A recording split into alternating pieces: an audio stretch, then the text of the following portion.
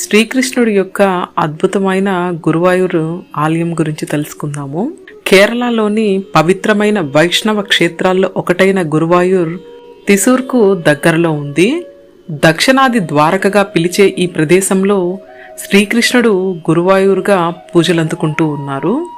ఇక్కడ బాలగోపాలుడి విగ్రహాన్ని ప్రతిష్ఠించింది దేవతల గురువైన బృహస్పతి వాయుదేవుడు.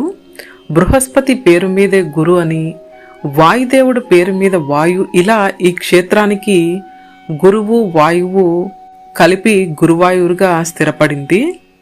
బాలగోపాలుడి విగ్రహాన్ని మొదట శివుడు బ్రహ్మ ఆరాధించారని, ఆ తర్వాత బ్రహ్మదేవుడు ఆ విగ్రహాన్ని సంతానం కోసం దీక్ష చేస్తున్న సూతపారుషికి ప్రసాదించాడని, అక్కడ నుంచి కశ్యపు ప్రజాపతి దగ్గరకు, ఆయన నుంచి శ్రీకృష్ణుడు యొక్క తండ్రైన వసుదేవుడు వద్దకు చేరింది.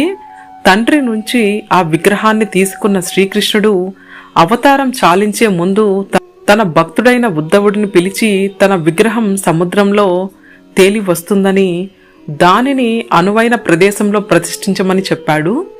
ఉద్ధవుడు ఆ బాధ్యతను దేవతల గురువైన బృహస్పతికి అప్పగించగా, వాయుదేవుడు సహకారంతో ఆ విగ్రహాన్ని ప్రతిష్ఠించేందుకు అనువైన ప్రదేశం కోసం వెతుకుతూ వెళ్ళాడు. మార్గ మధ్యంలో పరశురాముడు సూచన మేరకు గురువాయూరు ప్రాంతంలోని ఓ కొలను దగ్గర చేరుకున్నారు.